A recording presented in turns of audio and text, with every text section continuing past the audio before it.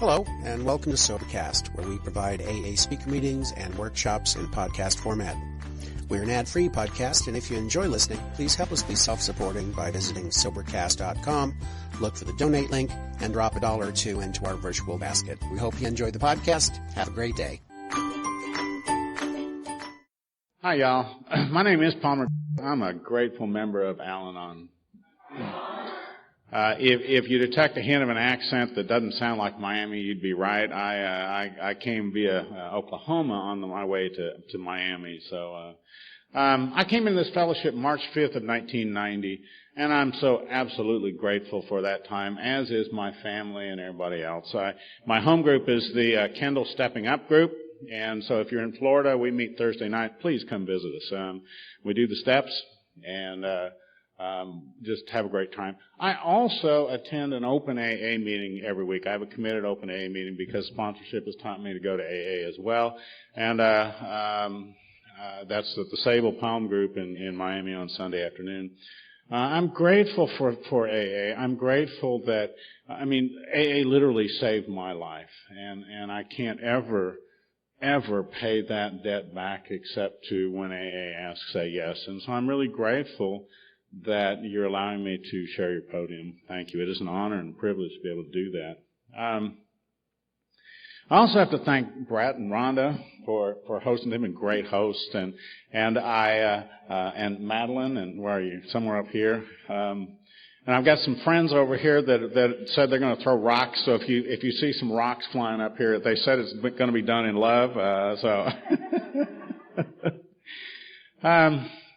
And I want to thank the tapers. I have a drive to work every day, and I know that our tapers work hard, and they carry the message in a way that is unique, and I thank God for them every day when I'm driving, because I arrive to work a more serene and a more serene person than I would be if I were just watching traffic. So I thank them. I don't know how I came to Al-anon. I grew up in a home that was, I was loved. My family, my parents loved me. My sisters loved me. I wasn't supposed to be born, and I arrived, and they took care of me. I had all my needs met, and then some. We weren't lacking in finances, and it was a great place to grow up. In northern New Mexico. And yet that's not what I heard. I have a disease of perception. And I heard that I was alone and different and lonesome and no good. My parents were brilliant physicists. And I don't use that term lightly. They were physicists in the Manhattan Project in Los Alamos, New Mexico. And my sister was brilliant. I have this, somebody mentioned Keith Lewis earlier. And, I had a sister like Keith's brother, Dumb Denny. My sister, she graduated from high school 3 years early, and she was she went to one college and graduated. And then she went on to graduate school and got a PhD and has worked at one job. I don't know how you do that. My God, I can't do it. I was the stupid one. I heard all of my teachers say, "Why can't you be like her?" And on inventory, I realized none of them ever said that to me. That was just the message I heard, because I don't hear right. I filter it through my perceiver. So I was the stupid one in this family growing up. And it was as if the week before I was to be born, I was with, meeting with God, and everybody was supposed to hear directions for how to get on and living, and I had run the bathroom, and I came back, and God was saying, "And that's everything you have to know when you're on earth." I missed the instruction set. I didn't know how to do anything with you. I was afraid. I was steeped in fear. I couldn't be in a room with 5 people and talk. And I was uncomfortable in my own skin, and I just had this hole in my gut that I just couldn't fill. And I didn't know I didn't know how to fit. I didn't know how to exist in my own skin.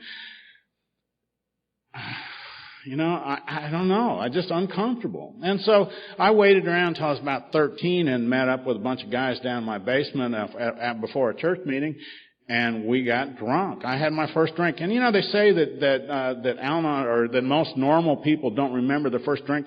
I remember my first drunk, and it was, I'm the Al-anon speaker. I tried it because maybe these guys said, here, come join us, and I don't know how to say no, so I did it. And I woke up the next morning, the magic didn't happen. What Jennifer described as the magic of that drunk didn't happen for me because I don't have the allergy. I woke up in the morning hungover and had to go to church miserable.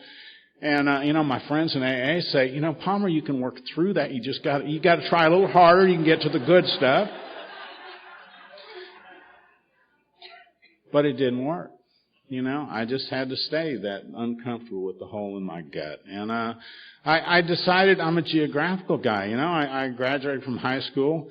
I was sophisticated. I knew I was worldly. A friend of mine got busted for a lid of pot. I knew that pot was marijuana. I was sophisticated. I just couldn't figure out why he kept it in a jar top instead of they got these Glad bags. Why not use that? And I don't know. I mean, I was just a kid from a protected environment. I didn't know what the world was, and so I went across country and went to college in Portland, Oregon, and I fell in with a crowd of guys. We drank.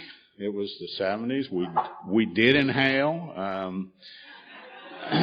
And that's part of my story. The first night, the first couple of weeks I was there, a guy handed me a cigarette with hash in it. First time I'd ever had a cigarette. First time I'd ever had a drug. And so, I got really sick from the cigarette, but I was really into it from the hash, and I didn't know how to say no. People would hand me stuff and I'd say, well, sure, because maybe I would be okay with you. So I spent a lot of time in the honky-tonks, a lot of time in bars and pubs and drinking with people and chasing that dream of being comfortable with you.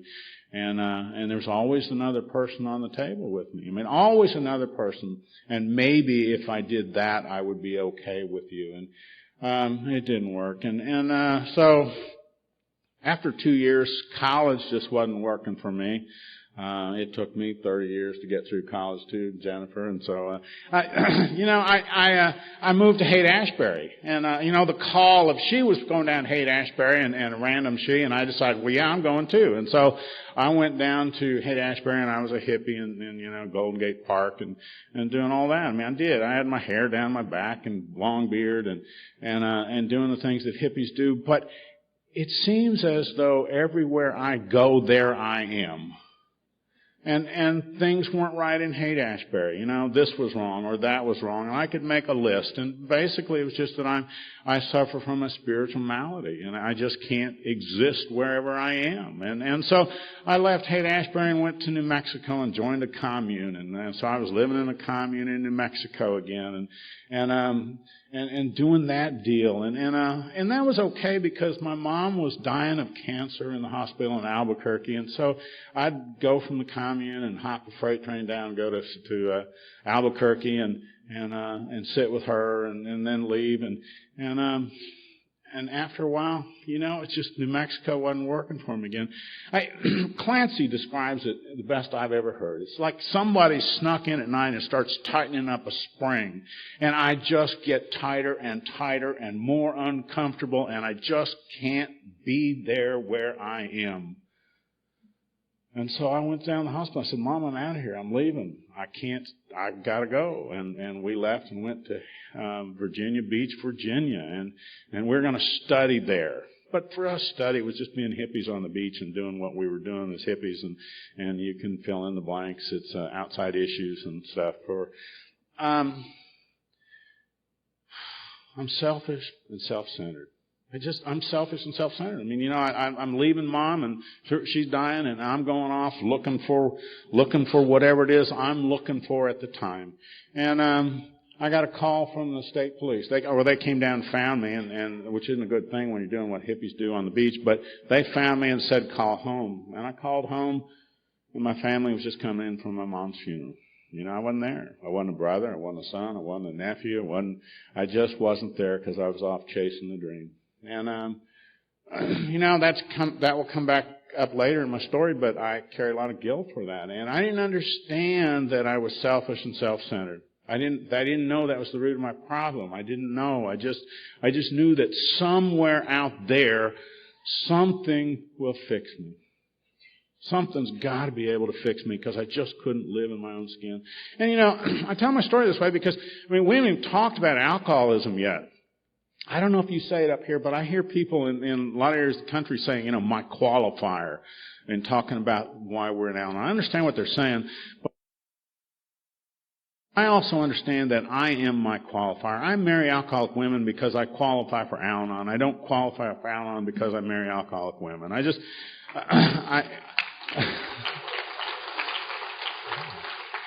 I'm just crazy on my own, and I think that's why I'm here. That's why I have a home here.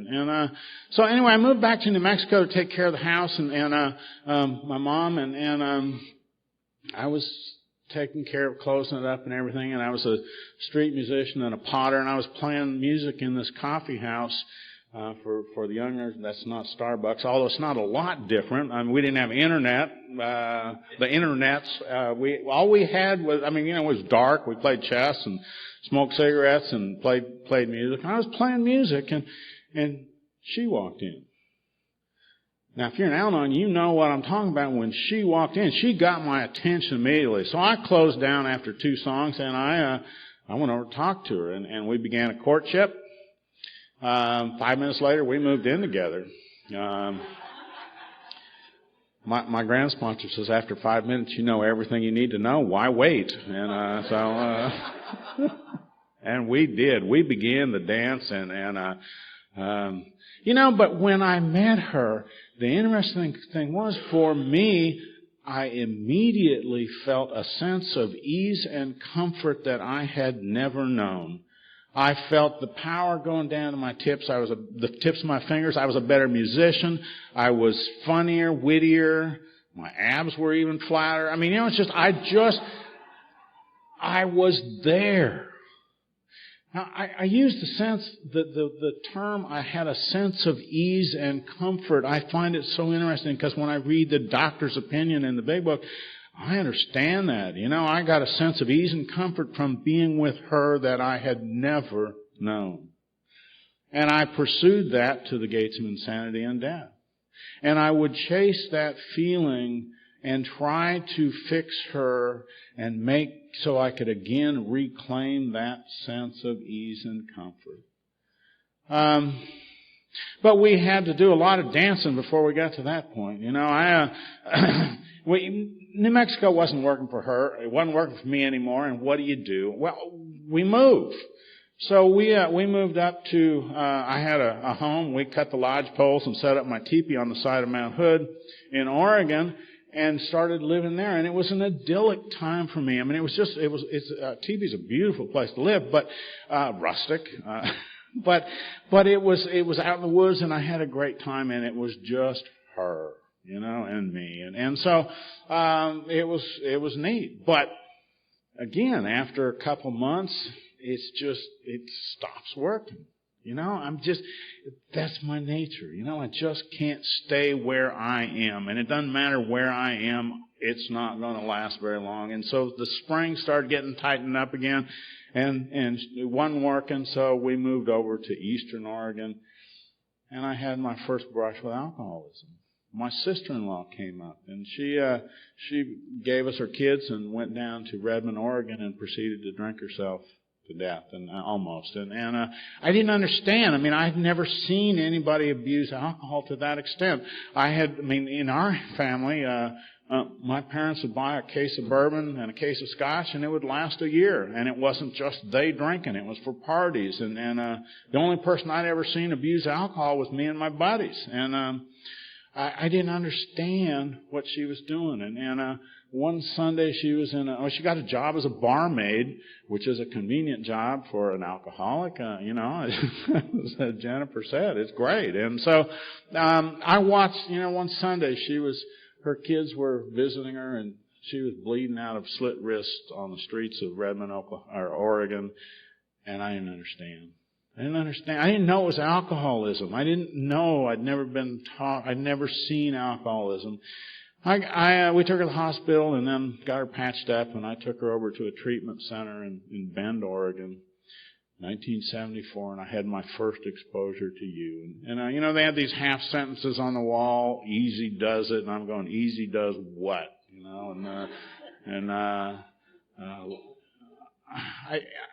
But I could see that they had something that she needed, and they could talk to her in a way that I couldn't. Certainly, they knew what to say to her, and so Bobby Joe came out of this. It was a detox. They didn't have treatment centers. It was a jitter joint. So she came out, and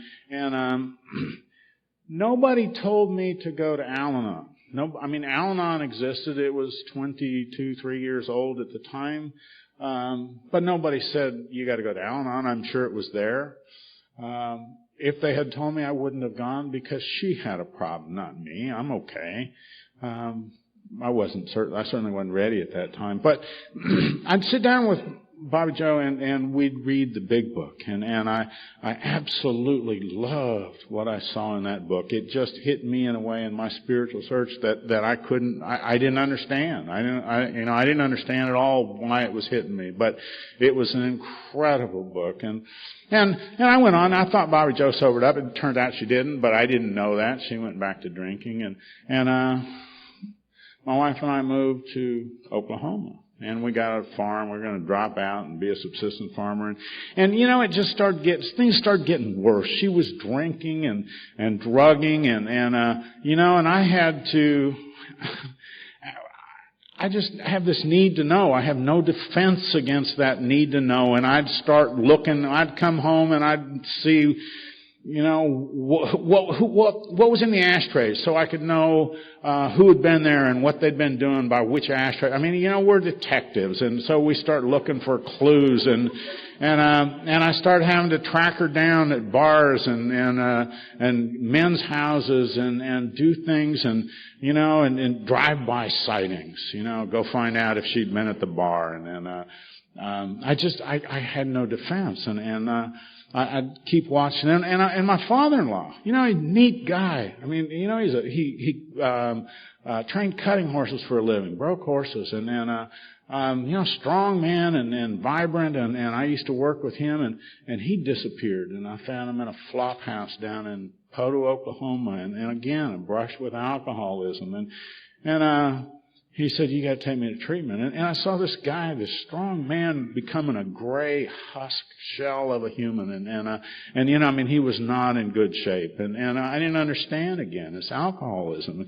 And he said, Palmer, buy me a beer and take me to treatment. I'm going, why would I buy you a beer if I take you to detox? And he was seeing things that I didn't see. There was bugs crawling on him that I didn't see, and he needed DTs coming on, and he needed that beer. He needed that beer to get to detox. I bought him a beer and took him into detox, and again, it's bewildering for us in the family because I didn't know what was going on. I didn't understand, and my wife started drinking and drugging more and more, and that didn't particularly bother me. I just jumped in and did it with her. I mean, I love it in chapter 3 where it says, we drank wine, drank only beer, took a vacation, didn't take a vacation, and I did the same list because I thought that I was being a kind and loving husband. What I was really, in fact, doing was I'm selfish and self-centered.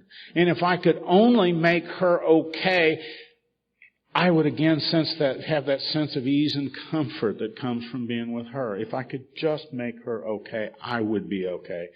I mean, that's the delusion for the Al-anon that must be smashed, is that if I am either get rid of her or if I could just straighten her out, I will be okay.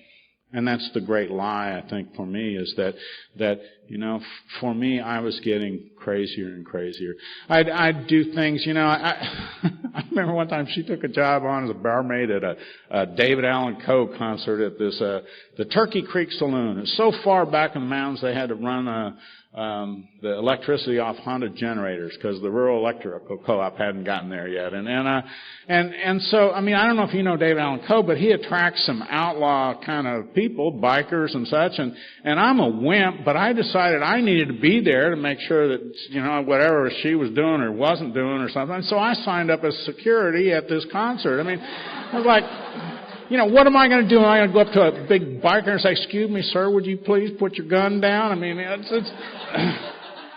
it's crazy, you know. I just got crazier and crazier. I remember one time she went off to a party at the lake, and I stayed at the farm, and after dark, I just all of a sudden had this need to know. I had no defense against that first think, and. You know, what do? She had the truck. Well, I got on my tractor. Went up over these mountains and down these hairpin turns to do this sneaky drive-by sighting. But my tractor didn't have a muffler, and there was no moonlight. So, I mean, you know, if I'd fallen off the mountain, that'd be it. You'd have a different speaker. But I didn't even think about that. I just had to know what was going on. So I pulled up to the lake on this sneaky drive-by sighting with no muffler, and nobody was there. Well, now, they could have been hiding out in the weeds just watching me, laughing at me. I don't know, or they could have never been there. They could have left and gone somewhere else, but I didn't see anybody, and I didn't think anymore. It was like, oh, okay, well, they're gone. So I just got back on my tractor and drove up and over the mountains and back down to the farm. I mean, you know, that's insane behavior. I remember sitting at the back of a hotel one night she was staying in over in Fort Smith, Arkansas in the middle of winter, waiting to see if she turned the lights on and went out in the middle of the night. Now, that's crazy. Who was freezing there doing this, you know, sitting out there in a truck all night while she was either partying or comfortable in bed? I don't know what she was doing. But, you know, that's not sane behavior. And I was speaking one time, this guy came up afterwards and said, "Yeah, I had a stalker too, and I wanted to explain it, but you don't understand. I'm not stalking him, but you know, I was." And so it just got crazy. And you know, bitter fights in my home, and I didn't understand. And we went to marriage counseling, and they call it couples therapy today, I guess. But we went to marriage counseling, and you know, I have no judgment on marriage counseling, but I guarantee you that it probably works a lot more effectively if you tell them what's going on in the home. But I have this need to look good to the neighbors, and I have to maintain this facade at all costs. And so I would not mention there was drugs and alcohol and violence and everything else going on, because I don't want to let that facade down. So you know, everything's fine, thank you very much. And they decided that I was the problem. I mean, she told me over and over again she drank because and then you fill in the blank. There was a raison du jour. I mean, I don't know what the reason was. Today it might be that I did A, and she said, if you hadn't have done A, I wouldn't have to get drunk. So I'd do B the next day. And she said, no, you should have done A. I mean, it doesn't matter what A and B are. It's just that I was always doing the wrong thing, and she had to get drunk. And the counselor agreed. They decided I was crazy. Well, I was, but I didn't know it. And so that didn't work. And things got worse. I've had a huge shelf filled with self-help books. And if a self-help book would have fixed it, I would have been fine. But you see, I suffer from a spiritual malady that I can't fix no matter what I do. And I tried everything I could think of to make her okay, so that if she was okay, I would be okay. My mother-in-law came down and she said, "Palmer, is she drinking?" "No, Ma, she doesn't drink." And, you know, I've got to have that. I've got that need to look good to the neighbor. We isolate, or at least we did. You know, if you have friends, they know what's going on in your house, and therefore, since you've got to maintain the facade, we cut off from friends, and we had fewer and fewer and fewer friends, and more and more isolated in our home. And we had one couple friends left, and they invited us to come over and see a movie Friday night. And so we said, sure. And Friday night arrived, and my wife said, no, I don't want to go. You go. I said, no, I'll stay. She said, I don't feel well. You go. And so I went, I can follow directions. So we watched this movie. I have no clue what the movie was. It was one of those Friday the 13th or Friday, I don't know. One of those movies that I didn't see the movie. I was so worried about what she was doing, if she was okay. And so I left and went home. And when I got home, there was a rifle pointed out the door. And she said, get the hell out. Don't you ever come back. I mean, what did I do? I just went to the movie. And I didn't understand. Again, that's alcoholism. And you can't understand it. No matter how I think about it, I can't understand it because it's just not logical. And so she chased me off to Arkansas with a gun. I was terrified. I mean, it's terrifying looking down the front end of a rifle. And so she was filing for divorce, and her lawyer called and told me to come in and have a conference. And so I got there 2 weeks later, 3 weeks later, and she was there. And she said, Palmer, I don't know what I was thinking. I'm so sorry. Would you please come home? I need you. And for the Al-anon, that I need you is like a mainline shot for a junkie. And I fired my lawyer on the spot and went home. Of course I would. She needs me. It never occurred to me that, a normie out there might think twice about moving home with a person who held a gun on him 2 weeks prior. That thought never occurred to me. She needs me. Why would I not go home? And so I did. But I tell you, it doesn't get better. It only, when we're on a slide downhill, there's one way to go, and that's downhill. And we did go downhill, and it got worse. And I was just in despair. Just in despair. I didn't know what way to turn. And my mother-in-law came down again, and she said, Palmer, is she drinking? Is she drugging? She's acting weird. She said, you're acting weird. No, Mom, she's not drinking. She's not drugging. I think it's interesting. Our ODAT says that the alcoholic home is more easily spotted by the behaviors of the spouse than the alcoholic. And my mother-in-law spotted that behavior in me. She knew the behavior because she'd been there with my father-in-law. And she knew me. And she said, Palmer, I want to tell you a story.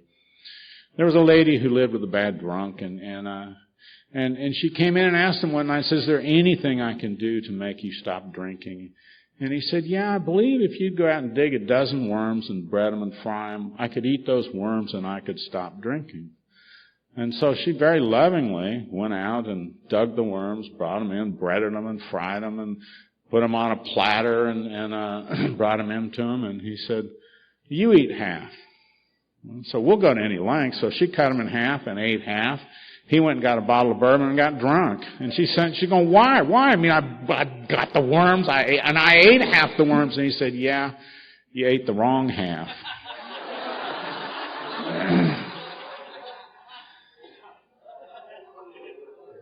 I always ate the wrong half. No matter what I did, it was always wrong. I didn't know what to do. And she said, Palmer, you got to go to Al-anon. You've got to go to Al-anon. And my response was something like, yeah, right, or something. I had plans, I had dreams. My wife said that if you're at work all the time, if you would just be home, I'll be okay. And so I came home, quit my job, that's easy to fix, and came home. But then we were broke, and I was there all the time, and that was bad, and she was, it was the wrong thing to do again. So I had this plan. I'm going to go to the University of Oklahoma and get a job as a teacher so I could finish. I had a high school diploma, that's all. I had no education. And because I'd been the stupid one. Why would I, drop out of college? And so I decided that, now if there's teachers in here, please understand I was sick and deluded, but I thought that, Well, I could get a job as a teacher, and, I work from 9:10 to 3 and take my summers off. It's an easy gig, and I can be home. And I'm a teacher now, so I know that's not true. But that's what I thought. So I went to the University of Oklahoma to get a job, get a degree teaching certificate. So I'd commute. It's a 3-hour drive. I'd go up Monday morning early, get up at 4 and drive up to the University of Oklahoma and come back Thursday or Friday, depending on my class schedule, so that I could be home.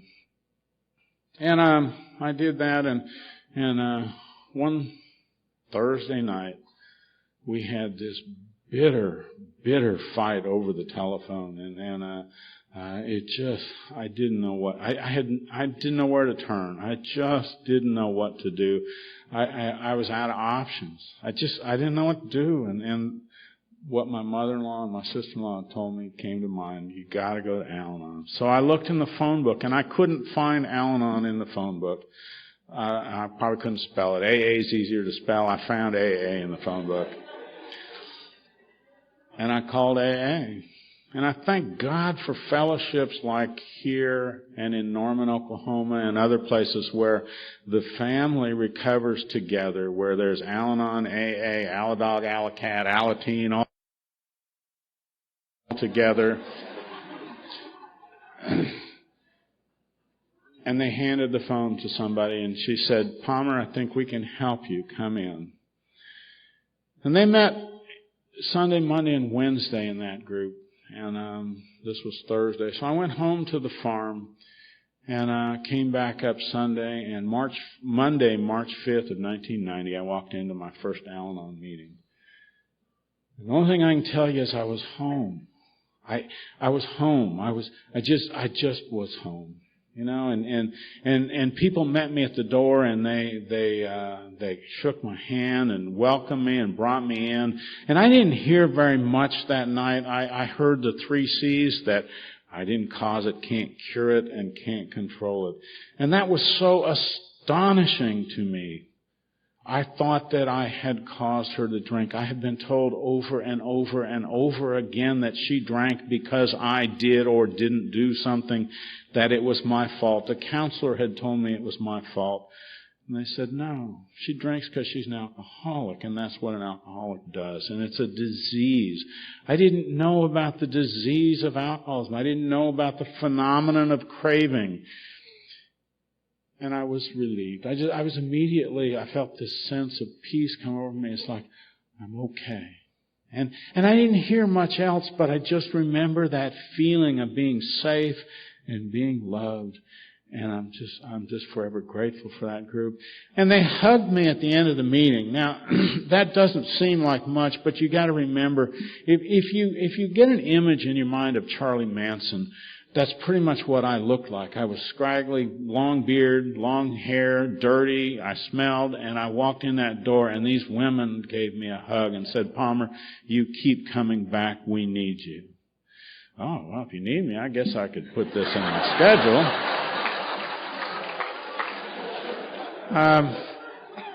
So I did. I started coming back every time that room was open. And I say these women because there were no men in Al-anon when I came in. Now, that's not true. It's only, again, through my perceiver. But there were no men in that particular group or the groups that I attended. It was only women. And I started getting this sense of terminal uniqueness. I thought, you don't really understand. My case is different. I'm a guy and you're women in an alcoholic home. And one of the old-timers, thank God for old-timers, she pulled me aside, fingers in my chest, said, "Palmer, you listen for similarities, not differences." And I heard my story. I heard these women telling my story. And they're a bunch of old women. I mean, they were 40 years old maybe. And younger than I am today. But, thank God for these gals. And they kept hugging me, and they kept telling me to come back. And they gave me a job. I got the job, and like Dick, I was the ashtray washer, and I was happy to be the ashtray washer, and I was really good at it as well, and I loved that job, and it kept me there. I mean, in the groups that time, even if you didn't smoke, you smoked because the air was so thick that, everybody smoked. And so the ashtrays at the end of the meeting were pretty nasty, and I'd wash them. And I felt like I had to be there to wash the ashtrays. And I remember, like Dick too, that when they took me off that job, they had to tell me, well, you're being promoted to coffee cup washer, you know. And, oh, well, if you're going to give me a promotion. I mean, we had to wash coffee cups because we had China coffee cups. Now, China, they're not elegant. They were those nasty old brown ceramic mugs, but I washed them. And then I was given the job of setting up, and they gave me a key to the AA room to set up. And, you know, God, I felt it was an amazing feeling to be trusted in that service position of giving a key to the room. And so, I mean, you know, the Al-anons met in the back and the A's up front and Alateens were in another room. And by the way, let me say, I am so grateful to see the Alateens here at this conference and being here.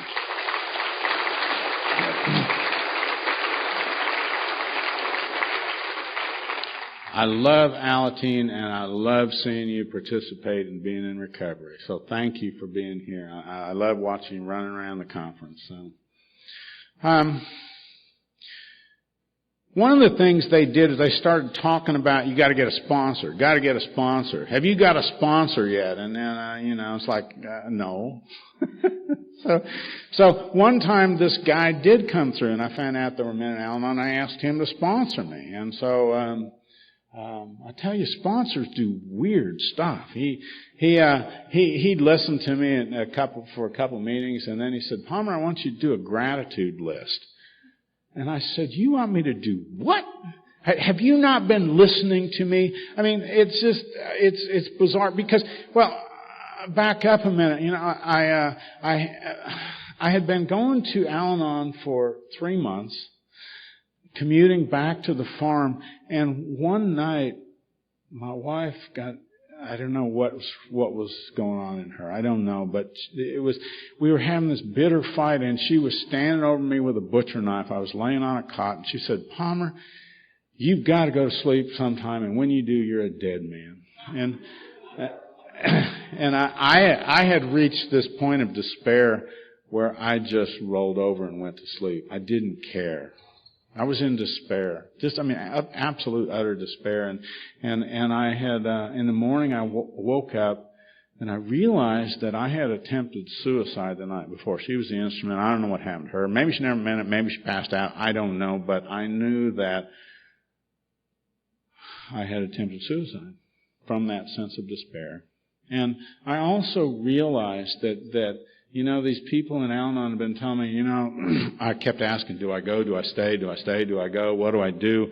And they just laughed and said, or they smiled and said, when you know, you'll know. What do you mean when I know, I'll know? I woke up that morning and I knew that it was done, that it was over, and I could not stay any longer. I couldn't stay because I don't know what I was doing to my son. I don't know, I didn't know what I was doing to her. The relationship was done, and I left, and I was homeless. I had a truck, guitar, an extra pair of jeans, and an extra shirt. That's all I had. And so I got in, and the sponsor said, I want you to do a gratitude list. I'm saying, what do you mean you want me to do a gratitude list? You know, and he said, well, I want you to go home and write one thing for which you're grateful. And so I went home and I was working on this gratitude list, and I thought. And I spent a couple of hours trying to think of something I was grateful for because, you know, being homeless and all of this. And finally, I wrote on the gratitude list, I'm grateful. I only have to write one damn thing on this gratitude list. And that's all I could come up with. And I wrote that and I took it back to him and I said, well, that's going to finish this. And he just pulled the rug right out from under me. He said, Palmer, that's great. Now I want you to write 2 things. And then it was 3 things. And then it was 5 things. And after a couple of weeks of doing this exercise, I woke up to the fact one night that I was grateful. I had a truck. I had my guitar. I had an extra pair of jeans. I had an extra shirt. Nothing in my life had changed except my attitude. I had taken some action suggested by sponsorship, and the results had followed, doing something that I absolutely knew would have no effect. I had contempt prior to investigation. That was an important lesson for me. My sponsor tells me to do things all the time that I see no way that they're going to do any good, and yet I take the action because I know that he's been where I am and knows the way out. He knows the solution, and so I take the actions. I jumped into the program, and every time it was open, I was there. I went to Al-anon meetings. I went to AA meetings. I went to big book studies. I went to literature studies. If the door was open, I was there. I fell in with some friends and was moved in on their couch, and they had, of course, they'd just come out of a halfway house from and treatment, and who else am I going to find, And it was a magical time because we were reading the literature, we were studying, we were talking, we were having meetings in the morning, meetings at lunch, meetings in the afternoon, and then we'd go to meetings, and it was an amazing time, so I just did meetings. And one day I got a call from the university. They called that place, and I got home and they said, "You need to call." I said, "Why?" They don't even know I live. I know you. Why would they call here? And Dreamer said, "I don't know, but they called." And so I called the College of Education, and they said, "You've got to come in. Your student teaching starts in another month, and you have nothing set up." And I said, "I do. I'm doing my student teaching in Wilburton, Oklahoma, which is down by the farm 3 hours away." And they said, "Oh, no, you can't do that." He said, "You got to fill out a whole bunch of paperwork. You've got to get it approved. You've got to make all this stuff happen, and you haven't done any of this." And I said, "I have. It's in my file." And they said, "We don't have a file on you." Once again, it's God doing for me what I can't do for myself. That file disappeared. Nobody ever knew what happened to it. I'd done all that paperwork. And they said, "You're going to have to do your student teaching here in Norman, Oklahoma." And we just had a guy call in who's a master teacher and didn't think he was going to be able to take a student teacher this semester, but he can. Would you like to teach with him? I said, Yeah, I would. So, why would I want to go back by the farm? Because I'd left there, and it was done. So I did my student teaching in Norman, Oklahoma, and taught in the high school. And I'd go to meetings and go to school, and go to meetings and go to school. And it was an incredible time. And I graduated from the University of Oklahoma with a teaching certificate, and I taught in the high school.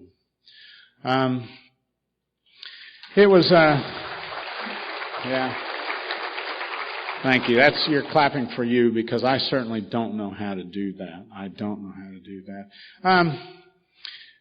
My sponsor took me into the steps, and we did the first step. Lack of power is my dilemma was not hard for me to accept. I'd managed my way into a state of homelessness. That's absolutely a no-brainer. We got to the second step, and it's kind of a left-handed admission that we're insane when we're going to be restored to sanity. And I'm going, but I'm not insane. And he said, "Well, Palmer, tell me, what was that tractor deal?" And it's like, oh, yeah, okay, so... And then we got to the third step, and I knew it was coming. I'd seen it on the wall, and you can't disguise it with your HP stuff, and all this. I knew you were talking about God, and I don't do God, I don't do it. And so I was ready to leave. I'm not going there. I just don't do that. And my sponsor was really a wise guy. He took me into the chapter, The Agnostic in the Big Book, and it says in there, to be doomed to an alcoholic death or live life on a spiritual basis is not always an easy alternative to face. And I'm sitting here doing this debate. I want to leave because you're going to talk to me about God. I'm going to go back to the farm. How bad does that alcoholic thing hurt? And it's like, I was doing the debate, and absolutely, it's not an easy choice for me to face. And he took me a little bit further, and he said, do you believe, or are you willing to believe in a power greater than yourself? And that got me, because I'd look around and I'd see you guys laughing and having fun and, lugging and hugging and scratching and having, laughing and doing all this stuff. And I wanted what you have. And I didn't want what I had. And so I said, I guess I'm willing. And he said, that's all you need. So we knelt down on the floor and held hands, which I thought was a little excessive, but and said the third step prayer. I love that prayer. I love that prayer. And so we got up and he made me jump immediately into this fourth step. And I found out, the first three columns are real easy to write. I'm resentful at everybody, and anybody who ever breathed air, I'm resentful for, and feel guilty because I'm breathing your air, and there's a lot of stuff going on, and then that was real easy. But then we turn the page over there and it says, looking at your list again, are we ready to look at it from an entirely different perspective? Where were you wrong? It's like, oof. I didn't want to look at that, but I did. And I looked at it and I found out that every time we'd had a fight with my wife, my mouth had been flapping. I found out that I had a great part in that relationship going down, and that I had indeed been wrong in a lot of different places. And it was an amazing journey for me to look at my character defects. Everybody that I resented on earth and all these institutions came down to my character defects.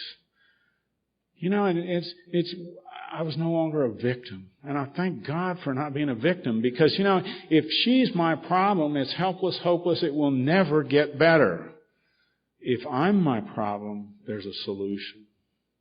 And that's what I came to in the fourth step. And I'm so grateful for that. And then he wanted to do a fifth step, and I didn't want to. I knew that if I really admitted to him everything that I am and everything that's inside me, that you guys would reconsider and say, well, Palmer, we had this secret meeting, and no. You're too sick to be part of us, and we don't want you here. Go away. And he didn't. He laughed and he said, yeah, I did that too. You should have seen what I did. And after we're done, he said, Palmer, I love you. And it's just an amazing, remarkable experience for me to have someone say, I love you. And after seeing all of my raw meat, everything that was wrong with me. And it was just amazing. And I got to he took me into the sixth and seventh step, and I love the seventh step prayer. It says in the seventh step prayer, as you know, my Creator, I'm now willing you should have all of me, good and bad. My Creator. If God is my Creator, there's a reading in the Al-anon, A Day at a Time, the red book, that says, I know I'm okay because God doesn't make junk. And God's my Creator. For the first time in my life, I started to get the sense that maybe I was just one of God's kids, and that I was okay just like I was. And I was in a room with about 12 people, and I noticed that something was wrong. And I stepped aside to look inside and see what it is that was wrong. And what was wrong wasn't wrong at all. It was an experience. It was something I had never experienced. I was comfortable with you, and I was carrying on a conversation with 12 people. I'd never experienced that. And it was a gift of the sixth and seventh step for me. My sponsor at that time graduated, and he left. I don't know where he went. To this day, I don't know where he is. Maybe he went back out drinking because he was also an alcoholic. I don't know. But I decided at that time that, I've been around here for a few years. I can probably sponsor myself. I know what's going on. I got this rocking, And so I began this with this new sponsorship relationship, and I tell you, it's a great gig because, if I wanted to not go to a meeting some particular night, I want to watch TV, and I'd talk over with my sponsor would say, well, sure, you do that. You watch a meeting. You watch that movie. Or resentments are great because I'd get this resentment, and I'd talk to my sponsor, and my sponsor would say, well, you should feel that. You earned that. And I began to get sicker and sicker again, and I thank God I realized it, and I found another guy and asked him to sponsor me, and he said, yeah. And so we began the deal again, step one, and going back through the steps. And I started at this time dating another gal, And she was an earth person. She didn't understand my need for Al-anon, but that's cool. Whatever you want to do, that's okay. And so I got Al-anon, and I was dating her, and we did do a courtship, and after about a year, we got married. And I noticed on our honeymoon, that she was drinking a lot. My God. I'd never seen her drink before. Well, one time when we were dating, she had been thoughtlessly overserved one time.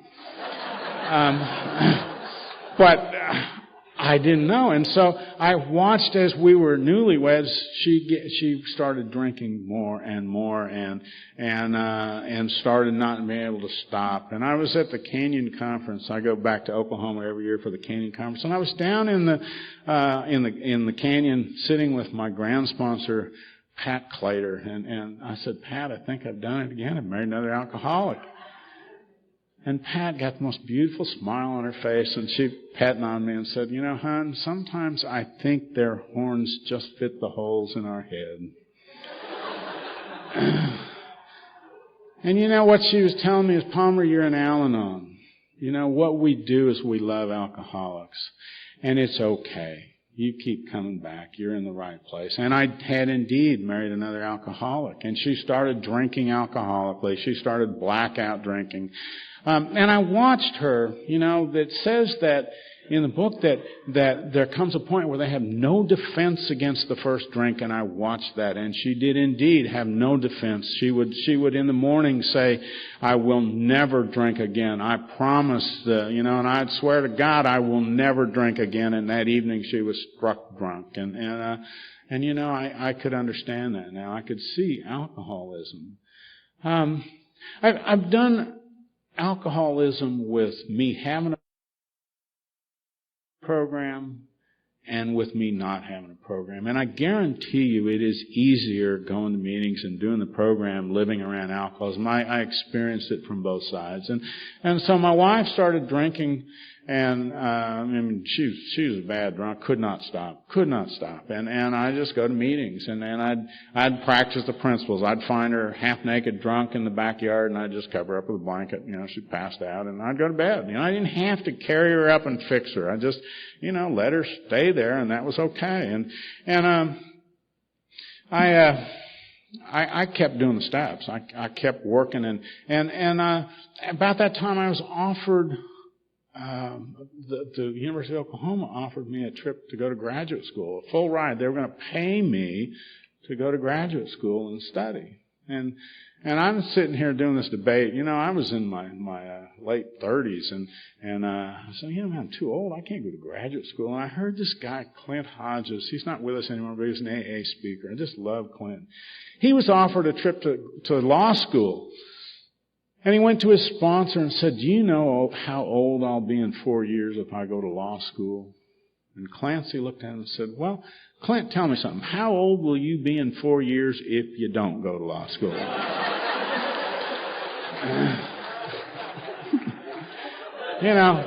Thank God for sponsorship. I'd never thought of that myself. So I accepted an offer to go to graduate school. And so I went to school. I'd whine some, call my sponsor, and you know what? They want me to write a book to get out of here. And he'd say, well, have you written the first page yet? Well, no. So, thank God for sponsorship. I wouldn't have thought of that. I was freaked out by page 250, and I hadn't even started page 1 yet. And I started going to class one day at a time.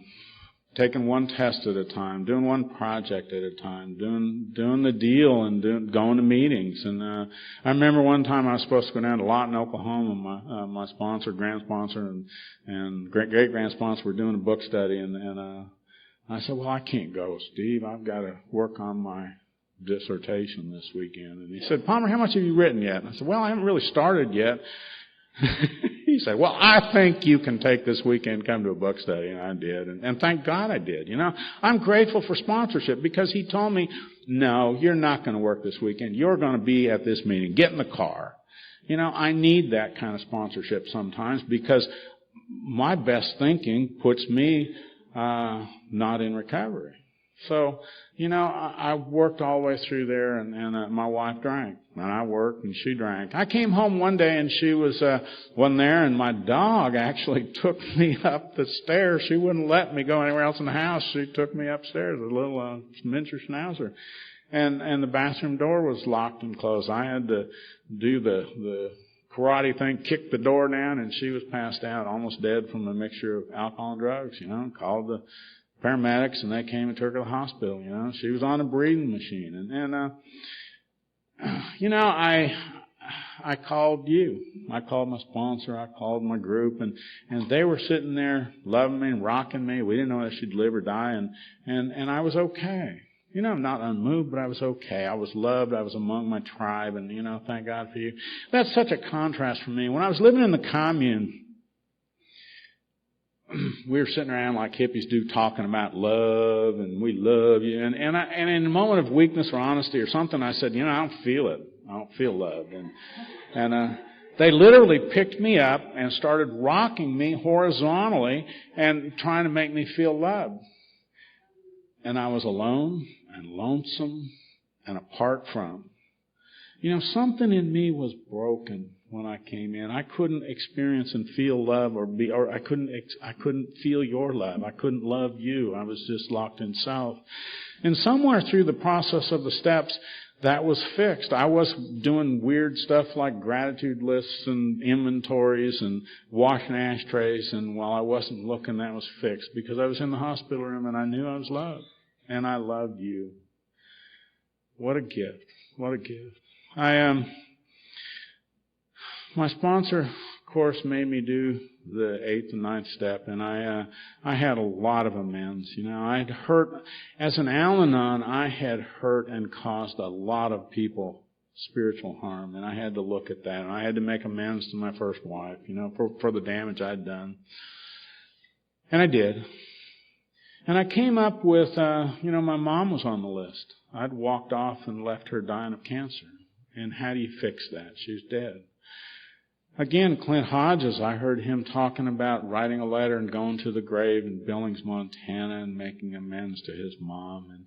And my sponsor directed me to do that letter. He'd heard Clint too, I guess.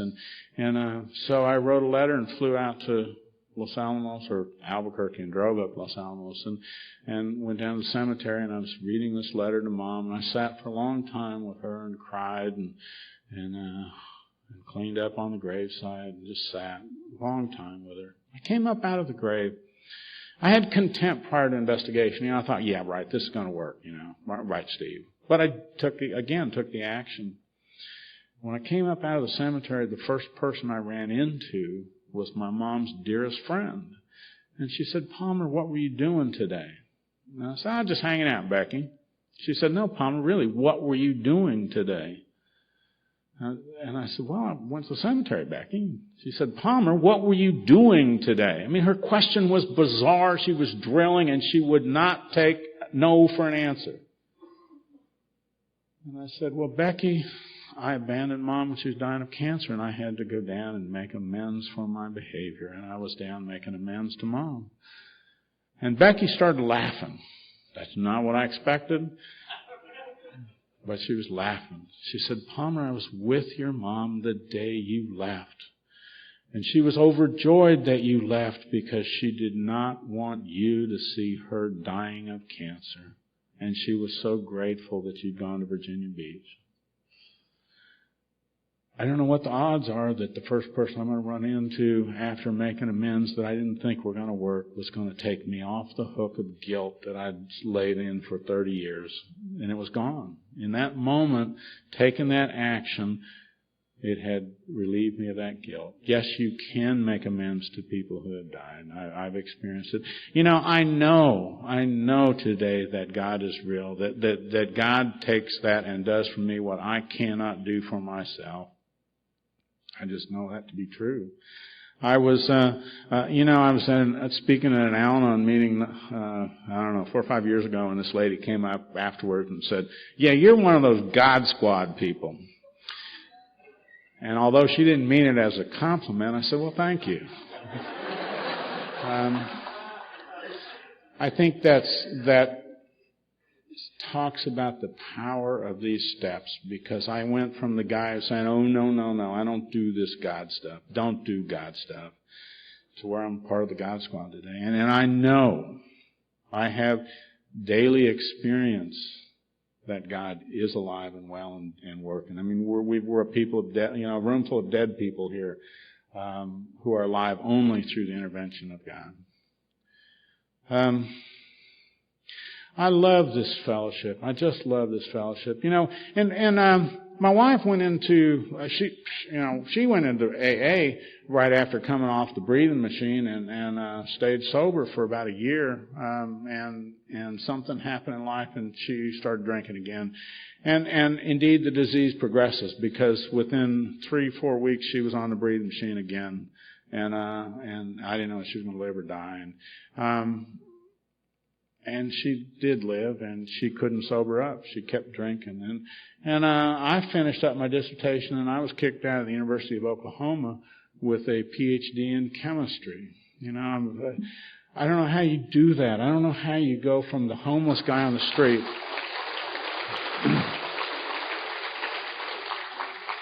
you're clapping for you and for the steps and the power of this program, the power of God, because there is no road to go from that homeless person that I was to being a PhD in chemistry. It doesn't happen. I cannot make that happen.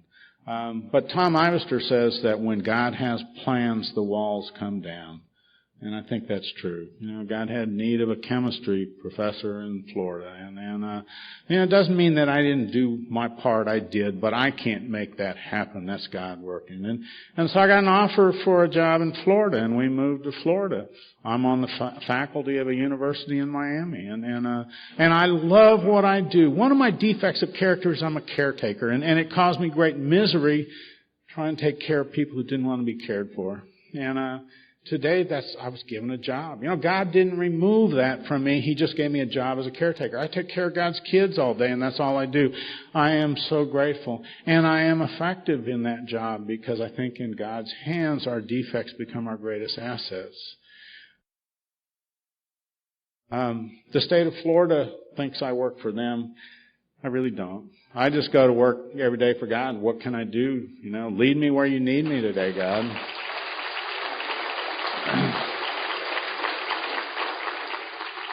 My wife,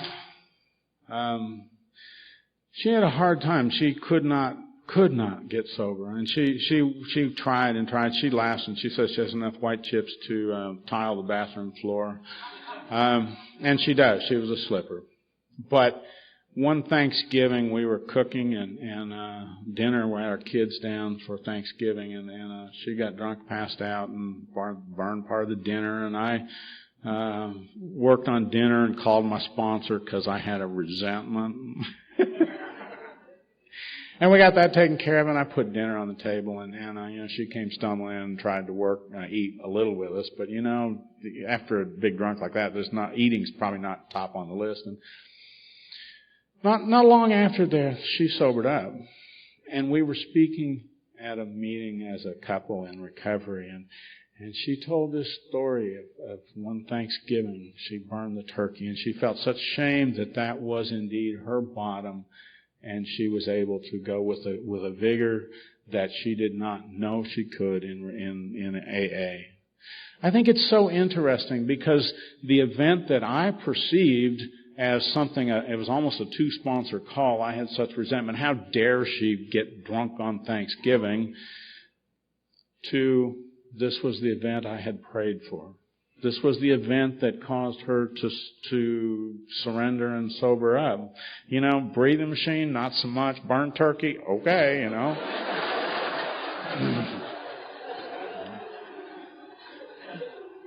God is so smart about this. I don't, when I think something's bad for me, often it turns out to be the most amazing event for me. And when I think it's good for me, it's bad for me. I just don't know what's right for me today. And I know that today, and I'm grateful for that. So I'm pretty much, God's in charge here, and I just kind of have to let it unfold and see what's going to happen for today.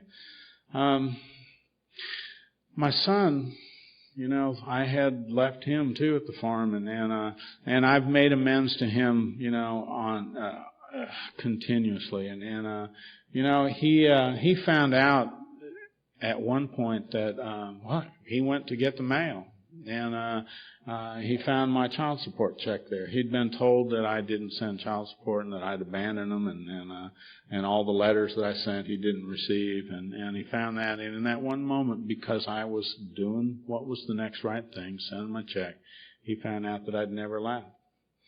And he called me, and we developed a relationship, went and played golf together, and he and I had a great relationship. He called me from Florida, and he'd gotten married, and I got to go over there and bless the arrival of my granddaughter, and then, with my wife, my son, his wife, and my ex-wife, and then, his mom. And Al-Anon has put that family back together.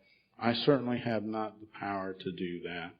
And today, we're an amazing family. I just got back from Orlando. We went up to visit. My son's been serving in Afghanistan, and he just got back from a tour of duty. He's a medic in the Army, that relationship has been healed, and it's just from taking the actions, whether I believe they're going to work or not. My life today is just amazing. My wife and I have, she's got 13 years of sobriety now.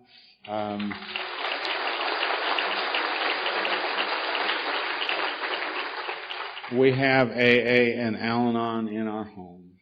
And I'm really grateful to my wife today because, she's at home taking care of the dog so that I can come and be with you. And what a gift that is from her. So, and I couldn't do that without, her support. And she sends me on, go do your thing, and she laughs. She says I'm the black belt Al-Anon, around, and they find me amusing because I know more about the big book than a lot of the AAs do. But I do. I love this program. It has literally saved my life and continues to do that. I was at a funeral for the father of a really dear friend of mine. This was quite a few years ago, and the minister was talking about grace. And I had no clue what grace was. I got out and I just didn't know. I had to go look it up, and I went to a piece of non-conference approved literature, the Webster's Dictionary. Not a great spiritual well, but it was what I had at the time. And it says that grace is unmerited divine assistance given man for his regeneration or sanctification. I know that I did nothing to earn this life. It's not something that I earn and others don't. It's like a radio signal that anybody can get. They just have to tune the dial. And doing the inventory and the gratitude lists and all this other bizarre stuff is me fine-tuning that dial and till I could receive a signal. And so I didn't have any problem with the regeneration. I've been made anew, and you have made me into a new person. And indeed, I didn't understand sanctification, so I'd looked that up in the dictionary also. And it says to be set free. What was I set free from? I was freed from the bondage of self. What an amazing gift that you have given me. God works through you because I need God in human skin, and you for me are giving me what God is doing. And I thank you from the bottom of my heart for my life. Thank you.